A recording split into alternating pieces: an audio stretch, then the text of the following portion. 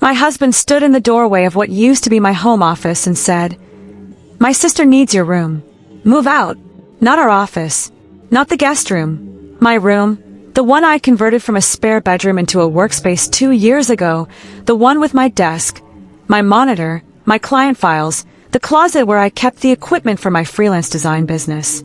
His sister Bree was already behind him, rolling a suitcase over the threshold, smiling like she'd been invited. "Where exactly am I supposed to work?" I asked, keeping my voice even. "You can figure something out," Derek said. "The kitchen table, whatever. Bree needs stability right now." I didn't argue. I didn't raise my voice, didn't ask the dozen questions crowding behind my teeth. I looked at Bree setting her suitcase down against my desk, looked at Derek's face, already relieved that I wasn't making a scene, and I said, "Of course." He actually smiled at that, relaxing his shoulders like he'd braced for a fight and gotten a gift instead. He had no idea what that smile was about to cost him. I spent the rest of that evening helping Bree settle in, carrying a box of her things up the stairs myself, listening to her talk about how grateful she was, how she'd only need the room for a few months, maybe less. I nodded along, asked reasonable questions about what she needed, and went to bed that night beside a husband who fell asleep within minutes, completely unaware that I'd spent the last hour before bed on my phone, not scrolling but reading. Reading, specifically, the deed to our house. The next morning, a woman named Carla Whitfield knocked on our front door at 9:15 sharp, holding a folder, wearing a blazer, introducing herself as a realtor before Derek had even finished pulling the door open. "I'm sorry," he said, blinking at her. "I think you have the wrong address." "This is 214 Larkspur Lane," Carla said, checking her folder. "I'm here for the listing consultation. Your wife scheduled it yesterday afternoon." Derek turned around slowly, and I watched something happen to his face that I'd never seen in 6 years of marriage. A kind of confused, dawning panic, the specific look of a man realizing the ground beneath him might not be as solid as he'd assumed. "Renee," he said, "what did you do?" "I scheduled a listing consultation," I said, calm, holding my coffee mug with both hands. "For the house. You can't just list our house." "I can," I said. "It's mine. I want to be clear about something, because this is the detail that made everything that followed possible, the detail Derek had somehow managed to forget over 6 years of marriage despite it being written into paperwork he'd signed himself. The house on Larkspur Lane wasn't ours in the way most married couples mean when they say that word.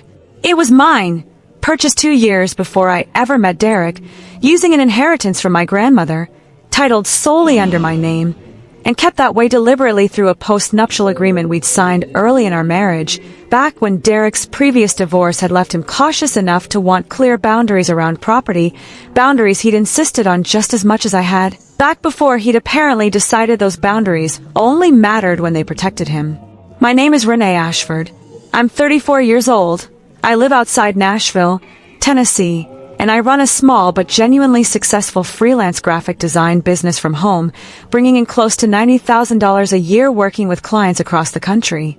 Derek works in regional sales for a medical supply company, makes a solid but noticeably smaller income, and had for most of our marriage treated the fact that I owned our home outright as a minor technicality rather than the actual legal reality it was. His sister Bree, 26, had been drifting between short-term living situations for the better part of 2 years, most recently evicted from an apartment she'd shared with a boyfriend who left abruptly, leaving her with a lease she couldn't cover alone. I understood the impulse to help her.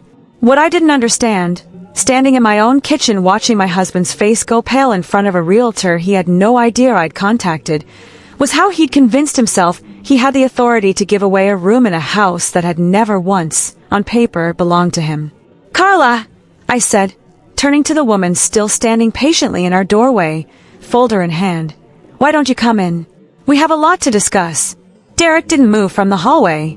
He just stood there, staring at me like he was seeing someone entirely different from the wife who'd said of course the night before without a single word of protest.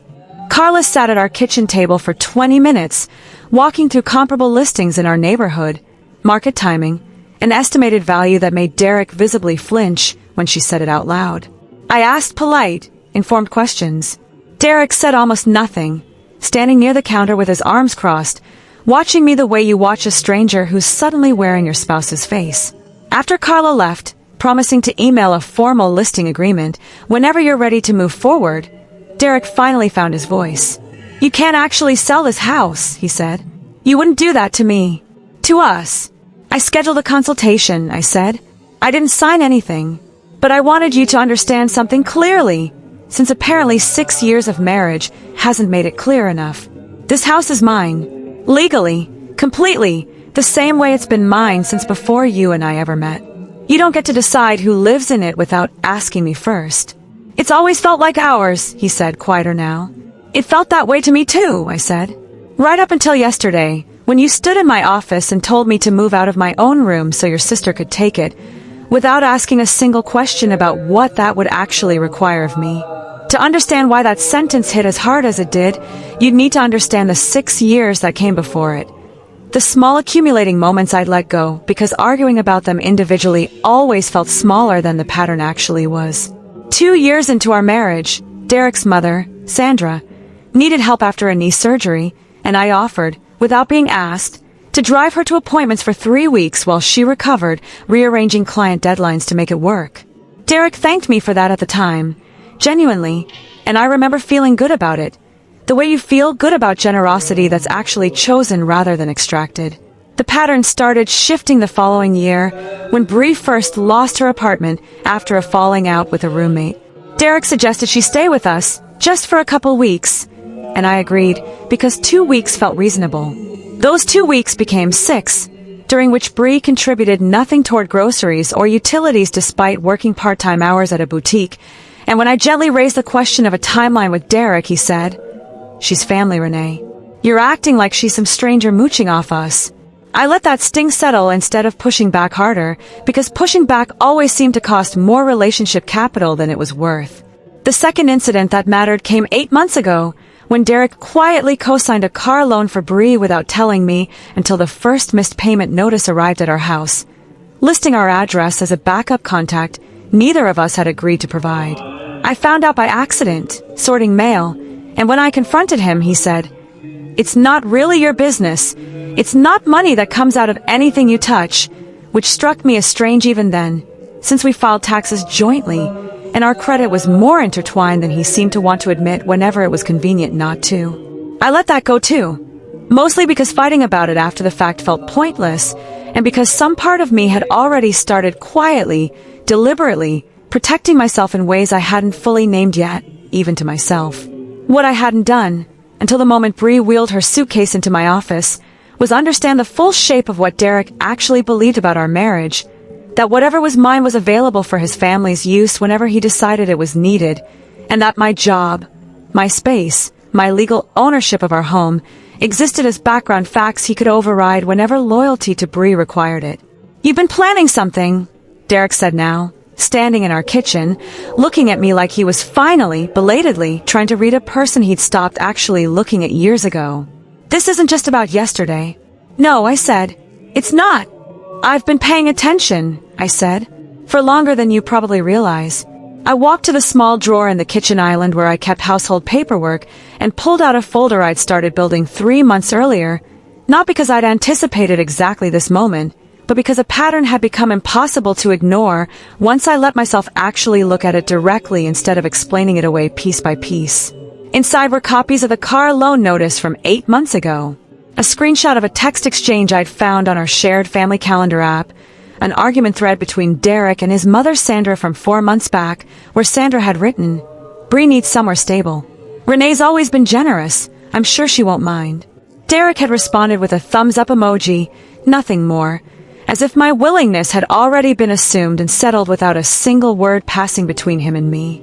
"You told your mother I wouldn't mind," I said, sliding the printout across the table.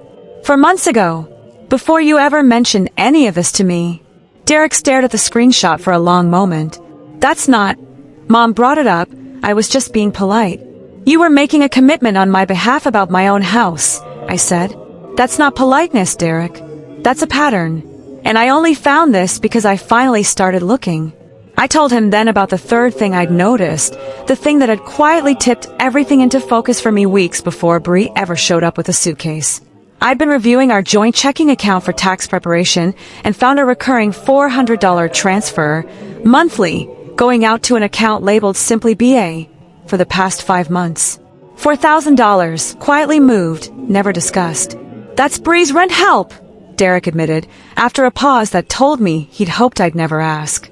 She needed it while she was between apartments. $400 a month for 5 months, and you never once mentioned it, I said, while also apparently promising your mother, months ago, that Bree could move into my office whenever it became necessary. Watching Derek's face while I laid this out, I understood something I'd overlooked for years, something that finally clicked into full uncomfortable focus. Derek didn't see money and space as things we decided together. He saw them as resources he managed on behalf of his family, using our shared accounts and my private property as if they existed in some blended category that only became mine when it was convenient for him to acknowledge ownership at all. I should have told you about the transfers, he said finally, which was as close to an admission as he was capable of in that moment. But it's not like it hurt anything. You never even noticed. That's not the point, I said. The point is you decided I wouldn't mind, the same way you decided Bree could have my office, without ever once considering that I might have an opinion worth asking for first. I told Derek that afternoon that Bree needed to have a real conversation with both of us about a timeline before anything else happened, and that in the meantime, my office stayed my office. I moved my desk back into place myself, dragging it across the hardwood with more force than strictly necessary, while Bree watched from the hallway, arms crossed, her earlier warmth completely gone, replaced by something colder and more calculating. Wow, she said, watching me reconnect my monitor cables. I didn't realize I was such an inconvenience. You're not an inconvenience, I said, not looking up. This is my workspace, and nobody asked me before deciding to take it from me. Derek said it would be fine. Derek doesn't own this house, I said, keeping my voice level, though something tight was building behind my ribs. I do, and I'm happy to help you find something stable, Bree, genuinely. I mean that, but that kind of help gets discussed, not assumed, not handed to you by someone who doesn't actually have the authority to hand it to you. Bree's jaw tightened, and for a moment I saw something flash across her face that looked almost like real hurt, quickly replaced by the same practiced entitlement I'd catch, in hindsight, running through most of her interactions with Derek over the years. Family's supposed to help family, she said. I guess that's just not how you were raised. I didn't take the bait. I finished reconnecting my desk, sat down, and started working, because I'd learned by then that continuing to engage past a certain point only fed whatever narrative she needed to tell herself. That night, Sandra called, and I heard Derek's end of the conversation from the next room, his voice dropping into the same careful, placating tone he used whenever his mother was upset about something. I caught fragments. I know, Mom. I'm handling it. She's just stressed about work. That last one landing with a particular sting, because nothing about my reaction had anything to do with work stress, and Derek knew that perfectly well. He came to find me afterward, standing in the doorway of what was once again my office, jaw tight in the specific way it got when he was choosing his words carefully instead of saying what he actually felt. Mom thinks you're being cold, he said. She thinks family is supposed to help each other without keeping score. I'm not keeping score, I said, turning my chair to face him fully. I found out I was already funding $4,000 of help without being asked, and that a room in my own house had already been promised away behind my back, months before you ever said a word to me about it. That's not me keeping score, Derek. That's me finally seeing the scoreboard that already existed, one you and your mother had apparently been keeping between yourselves the whole time. He didn't have a response to that. He just stood there for a long moment, then left without saying anything else, and I sat with the particular loneliness of realizing that the person who was supposed to be my closest ally had, for months, been quietly aligned with people outside our marriage instead. Over the following week, the pressure didn't ease. It multiplied, arriving from multiple directions at once in a way that felt, looking back, almost coordinated. Sandra sent a long, carefully worded text about how some people forget where they came from once they start doing well. A comment I understood immediately as aimed squarely at my income, at the uncomfortable fact that I made significantly more than Derek and had, apparently, become resented for that success rather than respected for it inside his family's private conversations. Bree started leaving passive-aggressive sticky notes about grocery contributions on our refrigerator, small yellow squares with phrases like, "Some of us actually buy the milk we drink." Despite the fact that she still hadn't contributed a single dollar toward the household in the weeks she'd technically been staying with us, sleeping now on an air mattress in the living room since I'd reclaimed my office, a small daily humiliation I suspect was meant, at least partly, to be visible and uncomfortable for me every time I walked through the house. Derek, for his part, stopped bringing up the topic directly, but grew distant in a dozen smaller ways, short with me over trivial things, slow to respond to texts he'd normally answer within minutes, the kind of quiet withdrawal that doesn't announce itself as punishment but functions as exactly that. Then, 4 days after the initial confrontation, I found something I hadn't been looking for, and everything shifted again. I was going through old email that evening, searching for a specific tax document from earlier in the year, when I came across a message from Derek to a mortgage broker, dated 7 weeks earlier, long before Bree had ever wheeled a single suitcase into my office. I almost scrolled past it, assuming it was some routine notification, but the subject line caught my eye and stopped me completely. Refinance options, adding second name to title. I opened it with my hands not quite steady and read 4 short sentences that explained, finally and completely, exactly what had actually been happening underneath the surface of "My sister needs your room" all along. I read that email 3 times, sitting alone at my reclaimed desk with the house quiet around me, Derek already asleep upstairs, Bree's air mattress deflating slightly with each breath from the living room below. Derek had written to Philip Ostrander, a mortgage broker whose signature block listed a local bank I'd never used, asking specifically about the process and cost involved in adding a co-owner to an existing residential title, referencing our address directly, 7 full weeks before he'd ever stood in my office doorway announcing that Bree needed the room. I didn't confront him that night. I wanted facts first, the same instinct that had served me while building client contracts for years. Never negotiate from assumption when you can negotiate from documentation. The next morning, once Derek had left for work and Bree had gone out to run errands, I called Philip Ostrander directly, using the number listed in his email signature. I identified myself clearly as the sole owner of record on the property in question and asked, plainly, what exactly my husband had inquired about 7 weeks earlier. He asked about the process for adding a co-owner to an existing deed, Philip confirmed, his tone careful and professional in the specific way people get when they sense they're now part of something more complicated than a routine refinance inquiry. I explained that would require your signature and consent as the current sole title holder, since the property predates the marriage and isn't held jointly. I was quite clear about that requirement. He acknowledged he understood, and he'd never once mentioned a word of it to me. Not that evening, not in the 7 weeks since, not even when he'd stood in my doorway insisting his sister needed my office, a request that suddenly looked less like spontaneous family loyalty and more like the opening move in something he'd already been quietly planning around. I confronted Derek that evening, the email pulled up on my laptop, and turned toward him across our kitchen table, the same table where he'd first delivered his ultimatum days earlier. "You wanted your name added to my house," I said, keeping my voice level even as my pulse wasn't. Weeks before any of this started, before Bree ever showed up with a suitcase. Were you ever planning to tell me? Or was I just supposed to discover it the way I discover everything else in this marriage lately, by accident, going through old email at 11 at night? He didn't deny it, which told me almost as much as the email itself had. He sat down slowly across from me, rubbing his face with both hands before finally answering. "I wasn't trying to take anything from you," he said. "I just think, after 6 years of marriage, it's reasonable that my name be on the house we actually live in together. I didn't want to bring it up until I had real numbers to show you, something concrete instead of just an idea. It's not reasonable to explore that secretly," I said. "And it's definitely not reasonable to try to move your sister into my private office while that entire conversation was still sitting unfinished and unmentioned in your inbox. You didn't want to bring me a concrete plan, Derek. You wanted to present me with something already in motion, the same way you'd already promised Bree my office to your mother months before you ever asked me." He didn't have an answer for that, not a real one.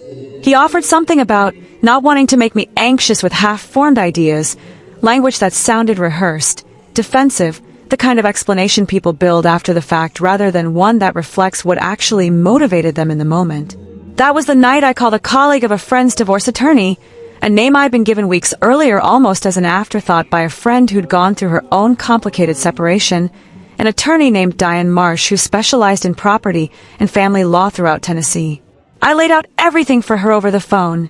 The post-nuptial agreement Derek and I had signed early in our marriage, the secret refinance inquiry, the pattern of unexplained transfers to Bree, Sanders' mounting pressure, the office standoff that had started this entire unraveling. "Your post-nuptial agreement protects you clearly here," Diane told me, direct and reassuring in a way I badly needed that evening. "He has no legal claim to that property without your explicit consent, and the fact that he inquired about adding himself to the title without informing you, even just inquiring, even before anything was finalized, tells me something important about his intent going into this. Courts pay attention to that kind of pattern. I didn't file for divorce that week. Instead, I did something smaller, more deliberate, and in some ways more decisive than filing paperwork would have been. I formally scheduled and completed the listing consultation with Carla the following morning, not because I actually intended to sell the house, but because I wanted to establish, unambiguously, documented and dated in a professional record, that the decision to do anything at all with that property belonged to me, and only me, regardless of what conversations Derek had been quietly having with mortgage brokers or his mother behind my back. I wanted him to understand in writing, in a way he couldn't argue around later with soft language about half-formed ideas, exactly whose name carried the weight that actually mattered in this marriage. He believed, that week, watching me sign the listing paperwork with what he clearly read as cold detachment, that I was reacting emotionally, that I'd calm down eventually and walk the whole thing back once the initial shock wore off. He was wrong about that in a way that was about to become impossible for him to ignore.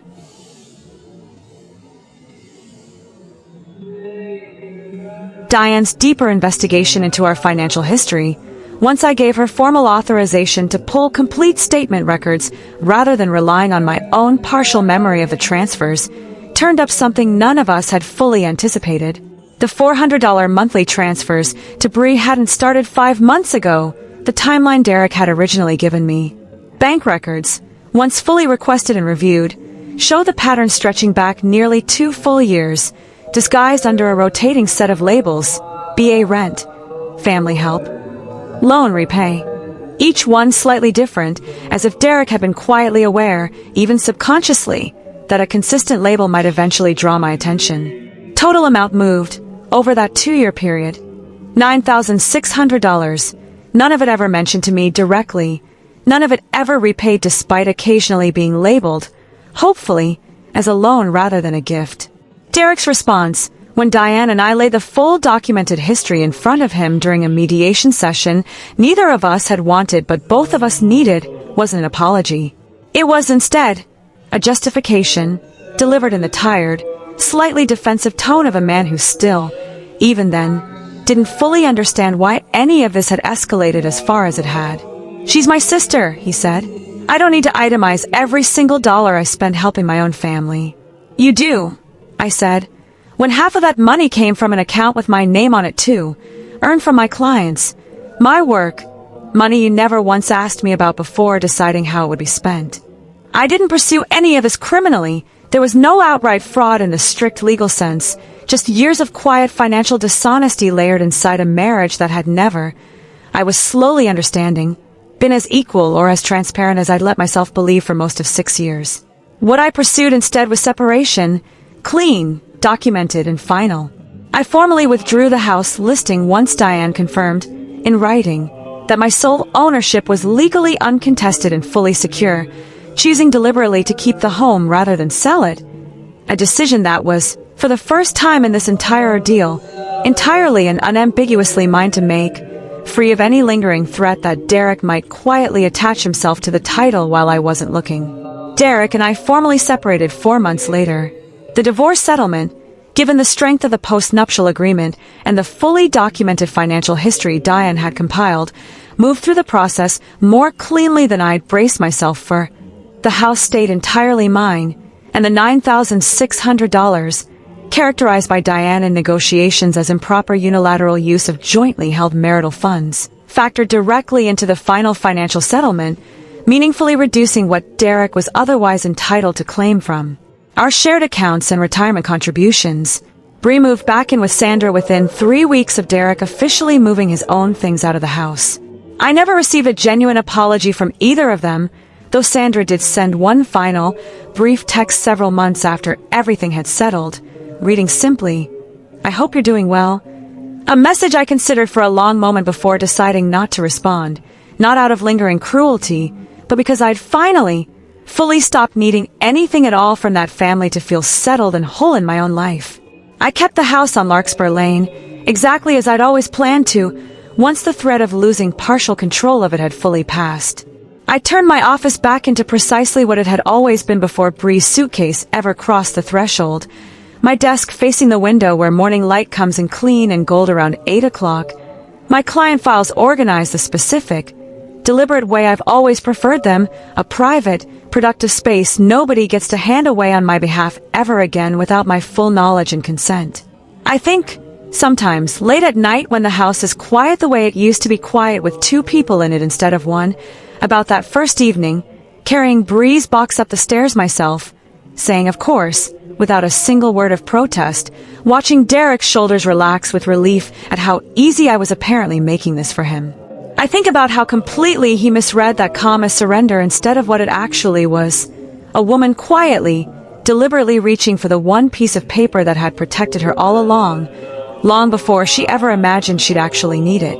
The deed still sits in a folder in my filing cabinet, unchanged from the day I originally bought this house on my own, my name the only one that has ever appeared on it, before Derek, and now, permanently after him as well. I don't look at it often anymore. Most weeks I forget it's even there tucked behind older tax documents and old client contracts. But I always know exactly where it is, the way you inevitably know where you've kept the one piece of proof that eventually let you walk cleanly away from someone else's quiet, patient version of your own life. If the people who were supposed to protect and honor you started quietly deciding, behind closed doors and closed inboxes, what was theirs to give away without ever asking you first, how calm would you manage to stay while you searched for the one document that finally proved, beyond argument, that they were wrong? Tell me what you would have done in the comments.